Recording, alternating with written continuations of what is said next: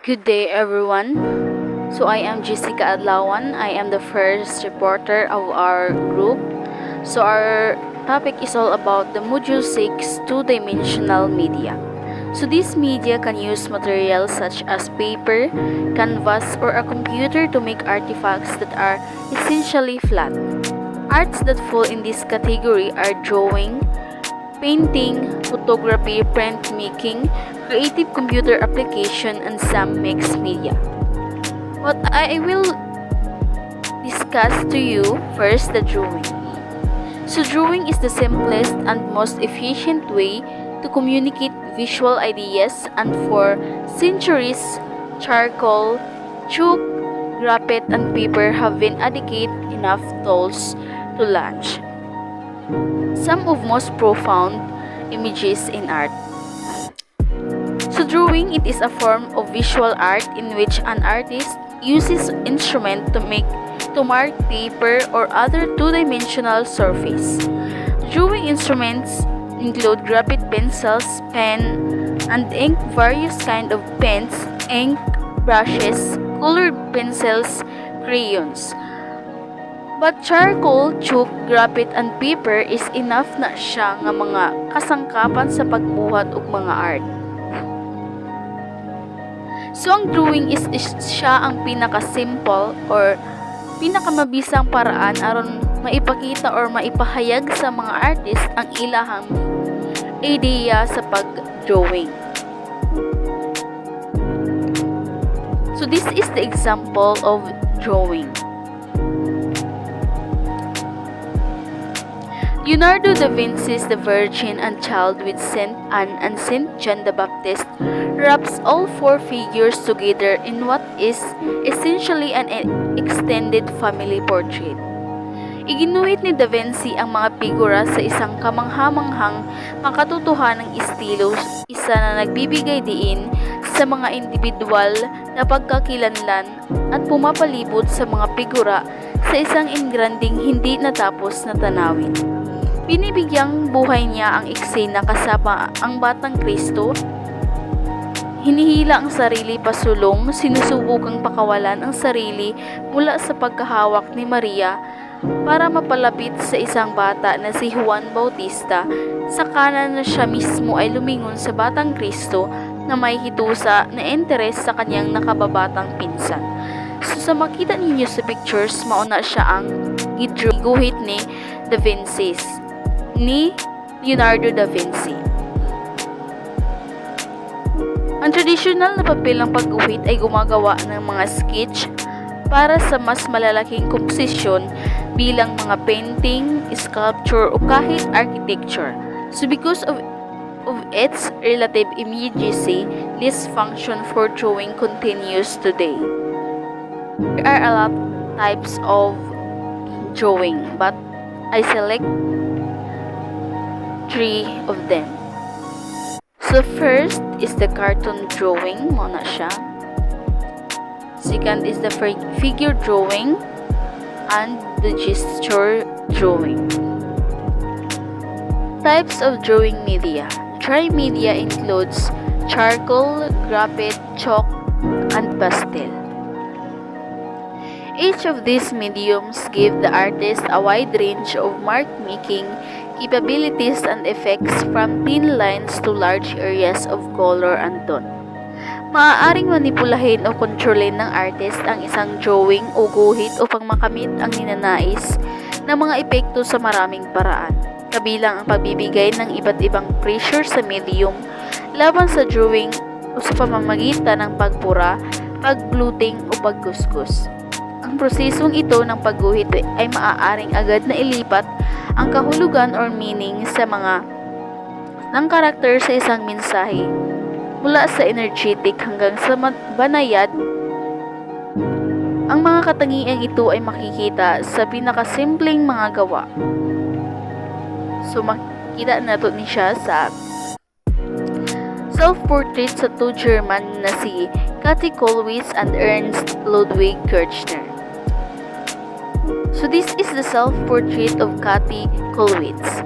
In 1867-1945 was one of the most prolific and political graphic artists of the late 19th and early 20th centuries. She studied art in both Munich and Berlin before marrying Dr. Karl Kollwitz in 1891, who opened a clinic in Prenzlauer Berg, one of the poorest parts of the Berlin. Though she had studied both painting and printmaking, she turned almost exclusively to printing, etchings, lithography, and woodcuts in the early 1890s. Also Ernst Ludwig Kirchner, he born on May 6, 1880 and died on June 15, 1938, was a German expressionist painter and printmaking and one of the founders of the artist group Die Bruck on the Bridge, a K group leading to the foundation of Expressionism in 20th century art. He volunteered for army service in the First World War, but soon suffered a breakdown and was discharged. His work was branded as degenerate by the Nazis in 1933, and in 1937 more than 600 of his works were sold or destroyed. Now, this is the example of dry media. Graphite media includes pencil, powder, or compressed stick. Each one creates a range of values depending on the hardness or softness inherent in the material. Bawat isa ay lumilikha ng hanay ng mga halaga depende sa tigas o lambot na likha sa material. Ang hard graphite tone ay mula sa light hanggang dark gray, while ang soft graphite naman ay nagbibigay daan sa isang hanay mula sa mapusiyaw na kulay abo hanggang sa halos itim. French sculptor Gaston Lachaise standing nude with drapery is a pencil drawing that fixes the energy and sense of movement of the figure to the paper in just a few strokes. And Stephen Talashnik's contemporary large scale in graphite, with their swirling organic forms and all architectural structures, are testament to the power of pencil and eraser on a paper. Charcoal, perhaps the oldest form of drawing media, is made by simply charring wooden sticks or small branches called vine charcoal, but is also available in mechanically compressed form. Ang charcoal ay marahil ang pinakalumang anyo ng pagguhit, ay ginagawa sa pamamagitan ng simply charring wooden stick o maliit na sanga na tinatawag na vine charcoal. Ngunit magagamit din ito in mechanically compressed form. So, ang vine charcoal, moni siyang example sa vine charcoal. Vine charcoal comes in 3 densities: the soft, medium, and hard. Ang bawat isa ay humahawak ng medyo naiiba kaysa sa iba pa. Ang soft charcoal ay nagbibigay ng mas malabong pakiramdam sa isang guhit. Ang artist ay hindi kailangang maglapat ng kasing dami ng pressure sa stick upang makakuha ng solidong marka. Hard vine charcoal ay nagbibigay control, ngunit sa pangkalahatan ay hindi nagbibigay ng pinakamadilim na tono or tone. Ang compressed charcoal naman ay nagbibigay ng mas malalim na itim kaysa sa vine charcoal, ngunit higit pa mahirap manipulahin kapag sila ay inilapat na sa papel. Charcoal drawings can range in value from light grease to rich and velvety blacks. A charcoal by American artist Georgia O'Keeffe is a good example. Here, the image is divided into 3 parallel sections. On the right, meandering lines suggest a flowing river or a rising flame. 4 rounded bulbs in the center recall a rolling hillside or densely foliated trees, while the jagged line at left, accentuated by erasure marks, alludes to mountain peaks or a flash or lightning. Pastels are essentially colored chalks, usually compressed into stick form for better handling. They are characterized by soft, subtle changes in tone or color. A pastel is an art medium in the form of a stick consisting of powdered pigment and the binder. The pigments used in pastel are similar to those used to produce some other colored visual art media, such as oil paints. The binder is of a neutral hue and low saturation. The color effect of pastel is closer to the natural dry pigments than that of any other process. Pastels have been used by artists since the Renaissance and gained considerable popularity in the 18th century when a number of notable artists made pastel this primary medium. This is the portrait of Pablo Picasso, the artist's mother, 1896, pastel on paper, Museo Picasso, Barcelona, Spain. More recent developments in dry media are soil pastels, pigment mixed with an organic oil binder that deliver a heavier mark and lend themselves to more graphic and vibrant result. The drawing of Beverly Buchanan reflects this. This is the drawing of Beverly Buchanan. At the main point of her life, Beverly Buchanan left behind a successful public health career in New York to become an artist rooted aesthetically and geographically in the American South. They never one to adhere to a single style or medium. Buchanan embraced abstract expressionism, land art, and post-minimalism in her execution of drawings, sculptures, photography, and paintings. She is best known for her sculptural shacks, lost interpretations of the dilapidated cabins that punctuate the southern landscape. So, hello again, everyone. For today, we will be tackling a new topic, which is the two-dimension media.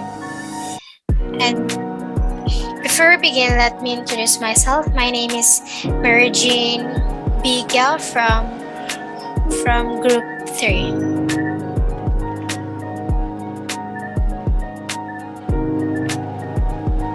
So, what is wet media?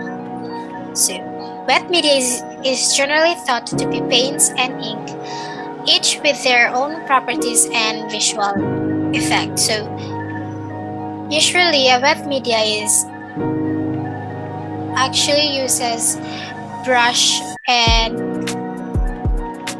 liquids. So ink. Wet drawing media traditionally refers to ink, but really includes any substance that can be put into solution and applied to a drawing surface.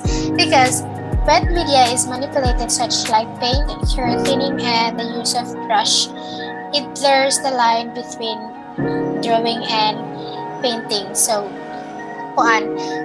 the difference between the dry media and the wet media is the dry media uses pencil to draw, while the wet media uses brush and actually with liquid. So here is an example of a wet media. The artist is Rembrandt, 1606 to 1669. The title of the painting is The Return of the Prodigal Son. The date is between 1626 to 1669. The medium drawing with pen and brush. Dimension 19 times 23 centimeter. So felt tip. Pens are considered a form of wet media. The ink is saturated into felt strips inside the pen, then released onto the paper or other support running through the tip. The ink quickly dries, leaving a permanent bag. As I said ago, the dry media usually use pencil, and when they usually draw a line, the pencil only draw a thinner stroke, while the felt tip draw a thicker stroke.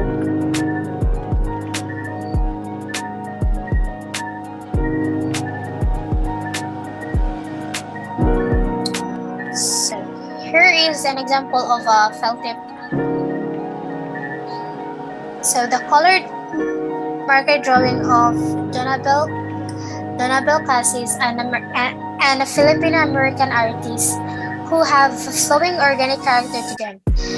The abstract quality of the subject matter infers body parts and the mascara. So actually every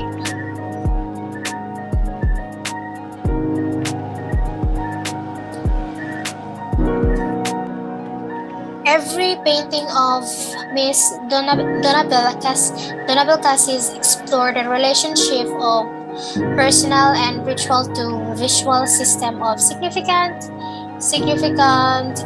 in both ancient and modern culture. The I her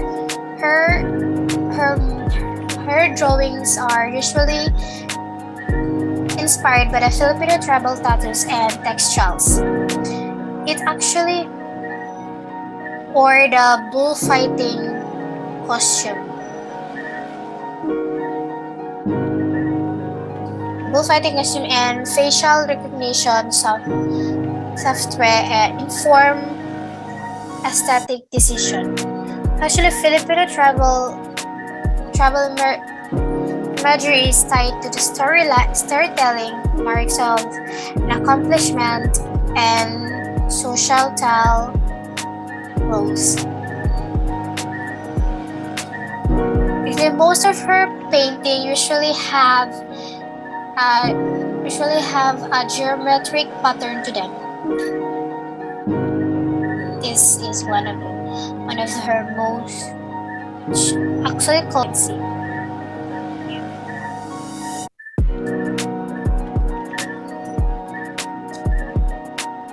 So artist Jim Dine has for Miss Donna, she usually used felt tip when drawing, while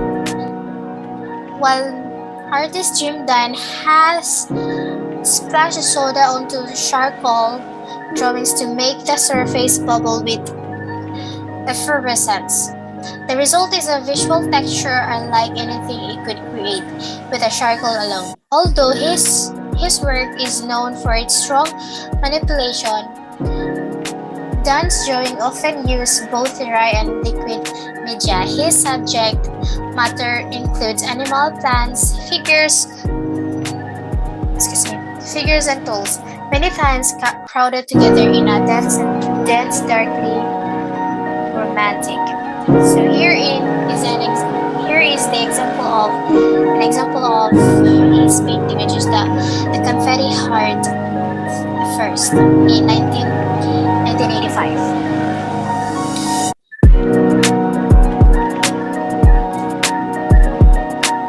The traditional Chinese painting uses water-based inks and pigments. In fact, it is one of the oldest continuous artistic tradition in the world, painted on a support of paper or silk. The subject matter includes landscape, animals, figures, and calligraphy. An art form that uses letters and script in fluid lyrical gesture. So, it is one of the oldest, the traditional Chinese painting is one of the oldest continuous artistic tradition because from the past century until now, they still use the traditional Chinese painting. That is why it's called a continuous artistic tradition. So here an example of a traditional Chinese painting, which is the Wall Scroll by Malin.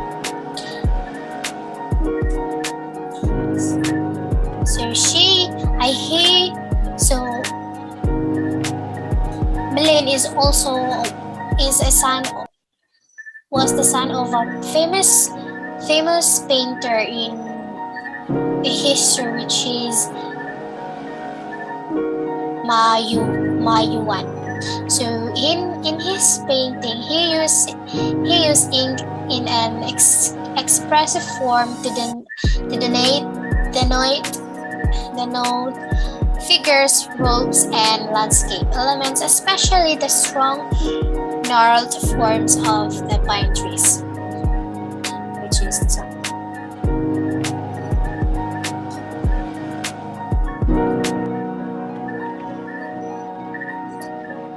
The calligraphy is the preface to the poems.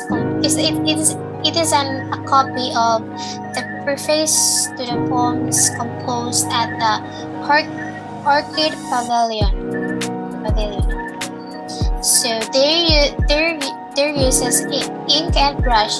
The artist makes language onto art through the short gestural strokes and marks of the characters. Actually, Chinese handwriting are very complicated. Here it is.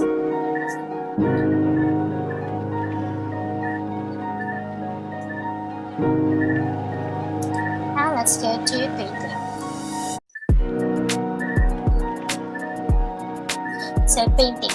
Painting is the application of pigments to a support surface that establishes an image, design, or decoration. In art, the term painting describes both the act and the result. Most painting is created with pigments in liquid form and applied with a brush.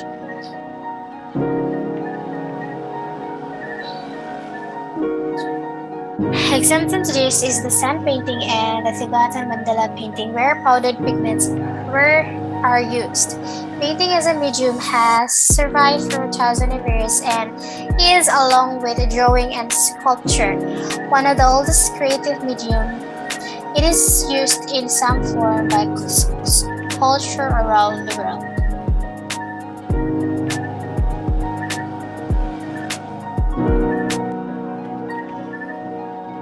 So here is the Tibetan the sun painting found in Navajo. Diba, as I said ngayon na ang painting is usually used created with pigments liquid form and applied with a brush, while the sun painting is not only used with brush, but it is the art of pouring colored sands and powdered pigments from minerals or crystal, or pigments from other natural or synthetic sources onto a surface to make a fixed or unfixed sun painting. So actually they don't use brush, they only use the sun colored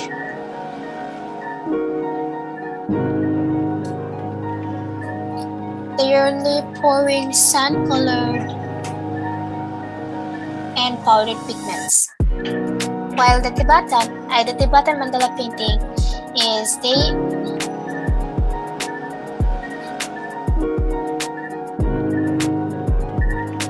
they used chalk and clay.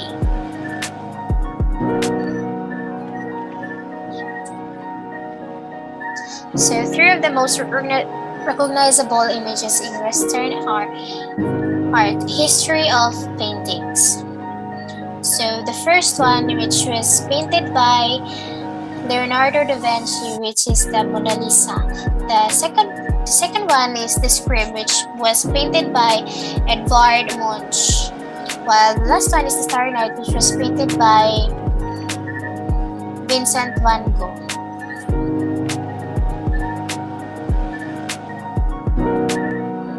So painting mediums are extremely versatile because they can be applied to many different surfaces called supports, including paper, wood, canvas, plaster or clay, lacquer, and concrete.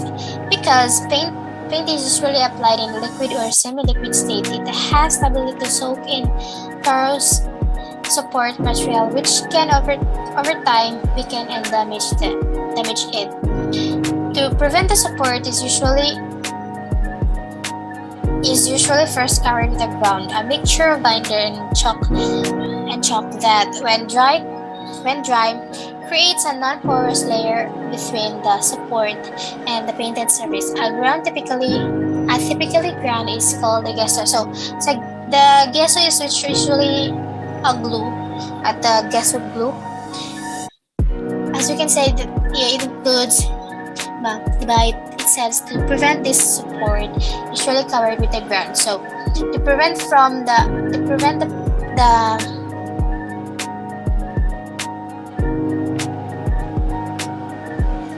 the painting from damage, when pinakauna mag-use sila og gesso to cover up the canvas, then they draw canvas or any paper or wood.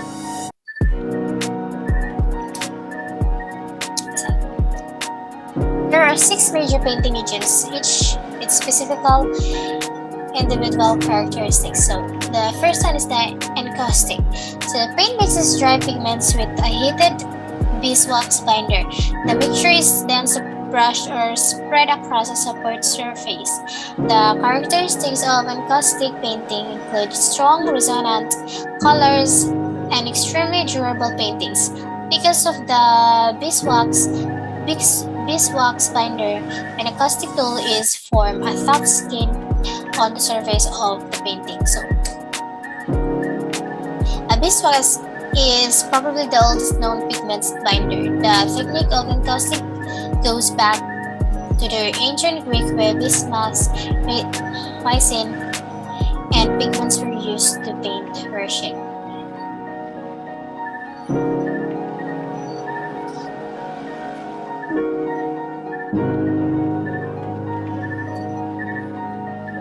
Encaustic painting has seen resurgence in use since the 1990s. The work of Joseph Goldberg is noteworthy for his mastery of the encaustic method. His painting Spring Mesa is brushed and scraped in layers, exposing colors from underneath, giving the finished work hard, resonant surface with nuanced color network. So here is a drawing of the Spring Mesa.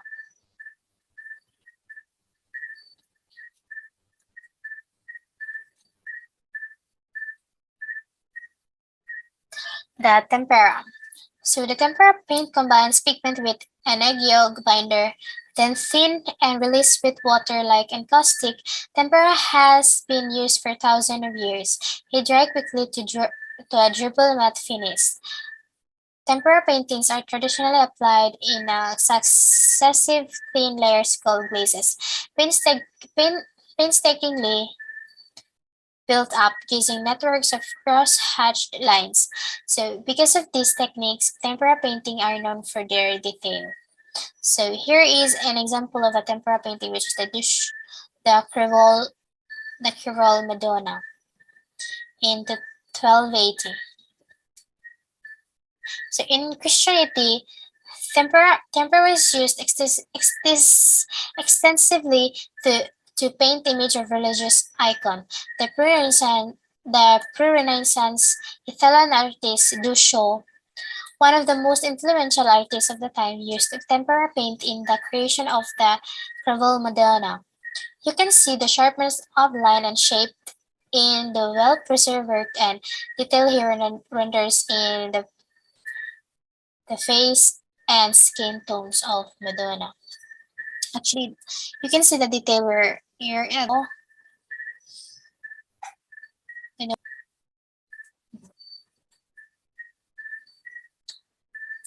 another painting of Another painting of temporary is the Christina's World.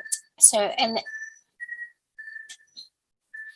an American painter, Andrew White, used tempera to create the Christina World's masterpiece of detailed composition and mystery.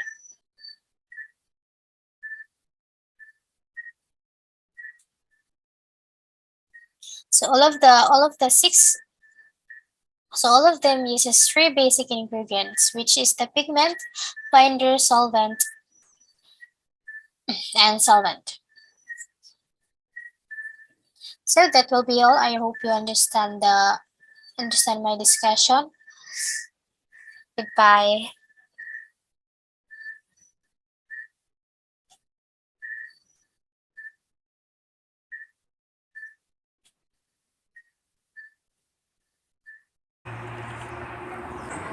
Good day everyone, I am Emily Sarceda Camino. Our topic is all about the two-dimensional media.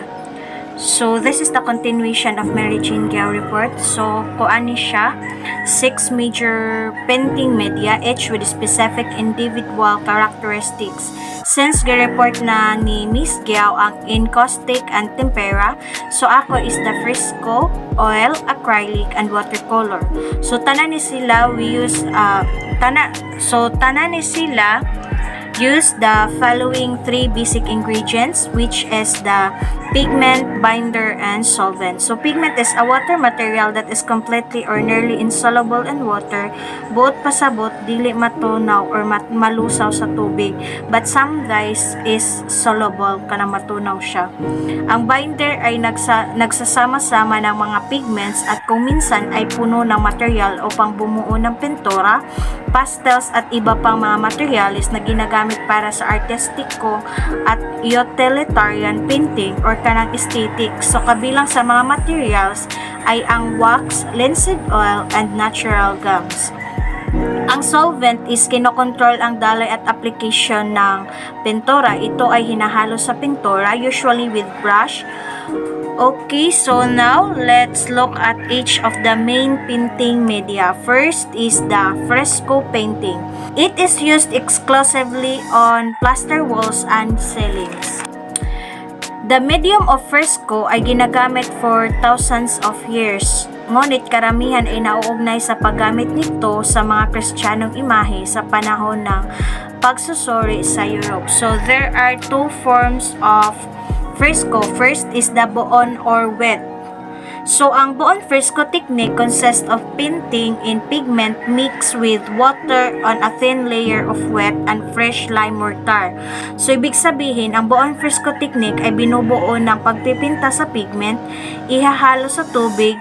So thin layer of water lang kanang gamay ra and then fresh lime mortar. So kay ang pigment is gi-applied na and gi-absorb na sa wet plaster. Paglapas sa pila ka oras, ang plaster is ma-dry na tungod sa reaction sa hangin. So ningon ani ni siya tungod sa chemical reaction na plastaron ang mga pigments particles sa plaster. So tungod sa chemical makeup sa plaster, ang binder is dili na required kay ang buon fresco mas stable na o mas lig-on na tungod sa pigments kay part na niya mismo ang pader.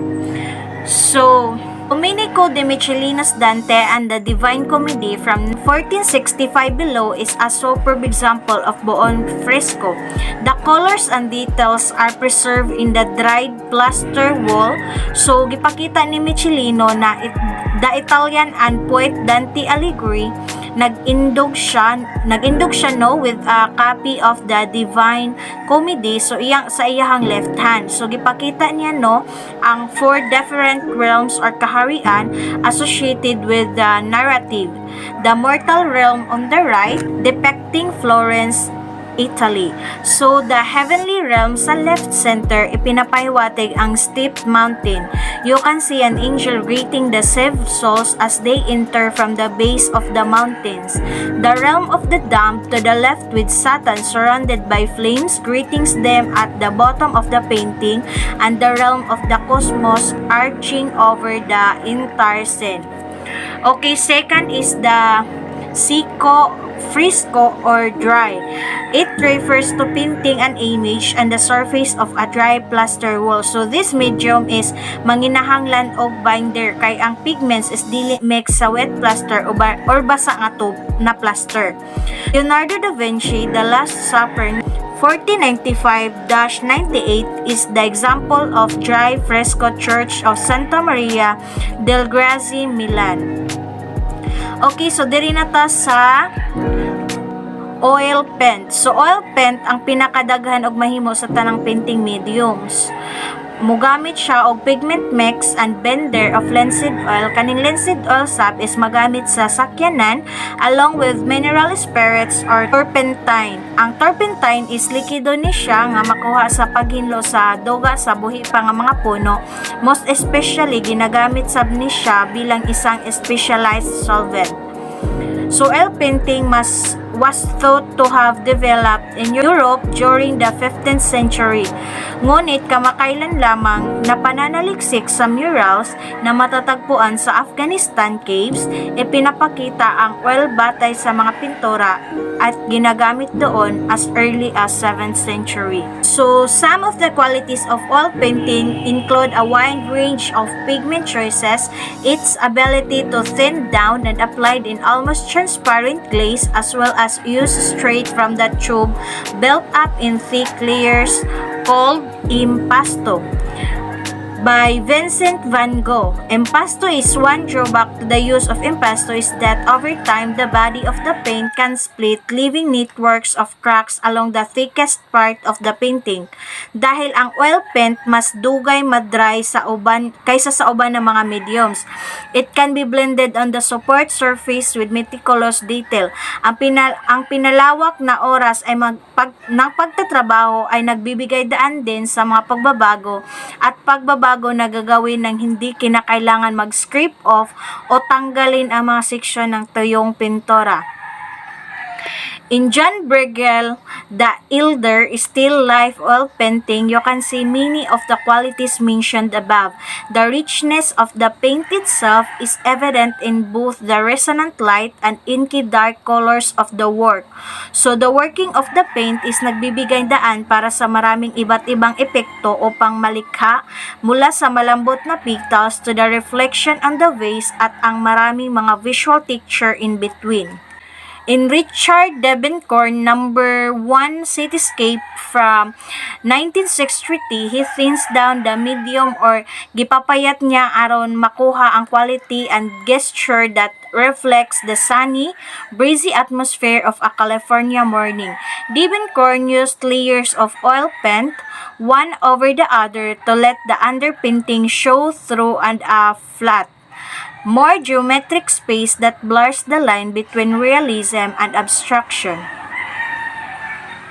Georgia O'Keeffe oil painting ito ay nagpapakita ng isang hanay ng paghawak sa pagitan ng malambot at matigas na napaka-detalyado at mahusay. Bihira mong makita ang kanyang brush strokes, ngunit siya ay may isang summary command of the medium of oil paint. Okay, so next is the acrylic paint. Acrylic paint was developed in 1950s and became an alternative to oils. Pigment is suspended in an acrylic polymer emulsion binder and uses water as the vehicle. Ang characteristic sa acrylic polymer is parihara siya sa rubber or plastic. Acrylic paints offer the body, color resonance, and durability of oils kanang tibay sa oil without the expense, mist, and toxicity issues of using heavy solvents to make them. Pero the major difference is that ang kanang dali ra jud sa oras mauga ang acrylics, matunaw or malusaw, pero pag mauga na dili jud matablan sa tubig or other solvents. Moreover, acrylic paints adhere to many different surfaces and are extremely durable. So ang acrylic impastos is dili jud makrack or mayilo gani bisan pagdugay na siya. The American artist Robert Colescott used acrylics on large-scale painting. He uses thin layers of underpainting scumbling, high contrast colors, and luscious surface is to bring out the full range of effects that acrylics offer. So next is the watercolor. So, mao ni siya ang pinaka-sensitive sa tanang painting medium. So, ang watercolor painting nagawa ay itinuturing na isang natatanging paraan upang kumakatawan sa mga pangarap, illusions, damdamin at maliwanag na damdamin gamit ang water-soluble pigment. Okay, so there are two kinds of watercolor media.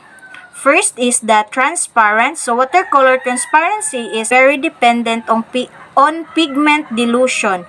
Ang isang normal na pigments tulad ng cadmium orange ay maaaring diluted or kanang tinunaw na siya sa isang punto kung saan ito ay nagiging lubos na malinaw unlike sa other painting mediums. So, ito ay kaugalian na inilapad sa isang papel at umaasa sa kaputian ng papel upang makita ang liwanag sa pamamagitan ng inilapat na kulay. Second is the opaque painting ay sumasalamin sa liwanag ng balat ng pintura mismo. Ang opaque watercolor ay tinatawag ding gouache. Naiiba mula sa transparent watercolor na kung saan ang particle ay mas malaki at ang ratio ng pigment sa tubig ay mas mataas, and in addition, inert. Ang puting pigments tulad ng chalk ay naroon din dahil dito ang gouache paint ay nagbibigay ng mas malakas na kulay kaysa sa transparent watercolor. Tulad ng transparent watercolor, ang gouache paint din ay magiging soluble or malulusaw mula sa tubig. The paper used for watercolor is generally of two types: the hot pressed, which gives a smoother texture, and cold pressed, which result in a rougher texture. So, transparent watercolor techniques include the use of wash. So, kani siya is wet and wet painting. Tinunaw na daan siya, diretso naka-apply ani, dili na nimo butangan og tubig, lago na nimo i-apply sa papel. Brooklyn is the example of wet and wet painting. Here renders the massive bridge almost invisible except for the support towers at both sides of the painting. So next is the dry brush painting. Painting is kinahanglan paninimo bas-on og tubig aron matunaw ay hapanimo siya i-apply sa papel. So, Boy in a Red Vest by French painter Paul Cézanne ay bumubuo ng form sa pamamagitan ng nuance, colors, and tones. The Brandywine Valley is a good example of watercolor paint of Andrew Wyeth. Indicate the landscape with earth tones and localized colors, often with dramatic areas of white paper left untouched. Okay, so that's all guys. Thank you and God bless. Good day everyone, so I am writing for shoot at the SN1E. So today I am going to discuss the theories and technology. So theories of technologies are such a broad discussion that I am going to make it brief.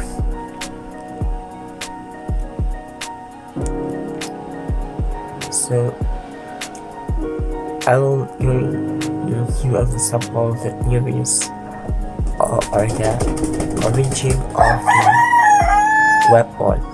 So example is the invention of gun. Before, the weapon used were sword and archery.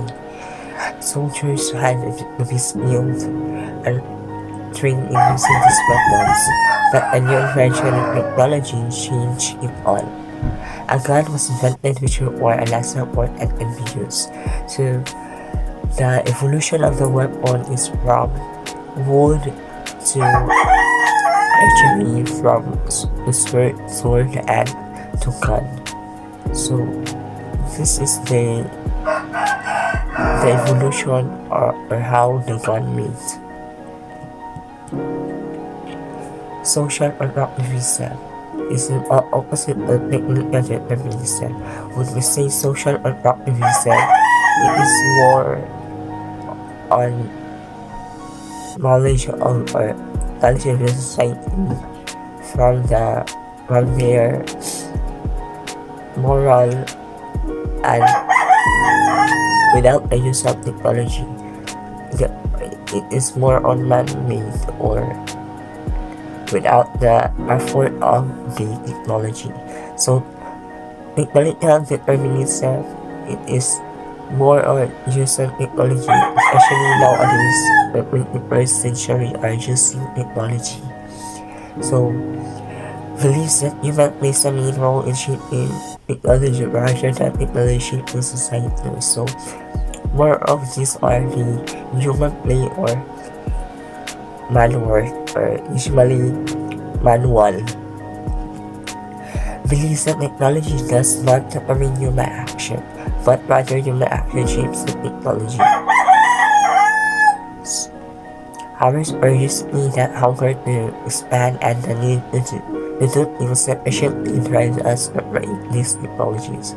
So through human curiosity, nagal tayo ma-invent or ma-discover. For example, habal-habal sa kinan, so mention na duha kayo siya o duha kapako, because of the human curiosity. Technological change means that the technical knowledge is used in production of capital and machinery. So technological change is one of the capital and machinery. So technological change mas na napalago ang capital and the machinery for the production, mas increase ang production number sa, for example, sa mga bugas or the machine ay siya manually.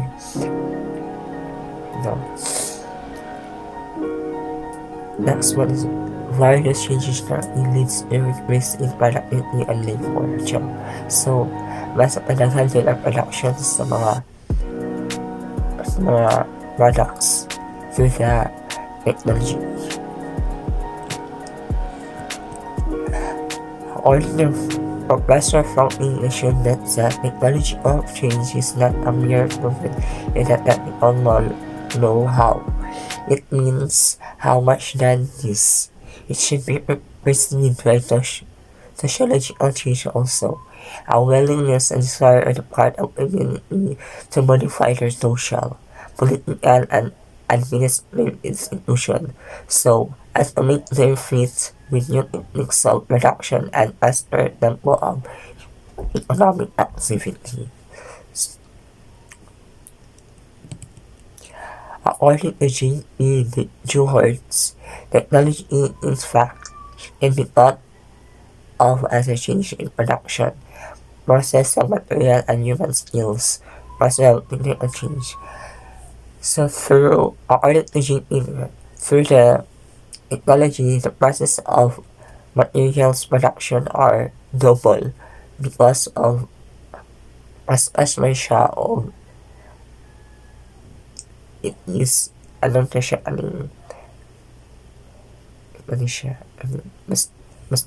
yung production o walay hassle. The process of growth of technical knowledge can be divided into following stages. The first one is the formulation of scientific principles. Third one is the application of these principles to technical problems. Third one is development of technical inventions to the point of commercial exploitation. So this is the process of the invention. The first one is the fresh new idea, so your thoughts or what is your invention. Next was the invention or the making of the invention. Next one is innovation. Innovation is how will you make more productive. How will you introduce your invention to humanity, and what are the effects or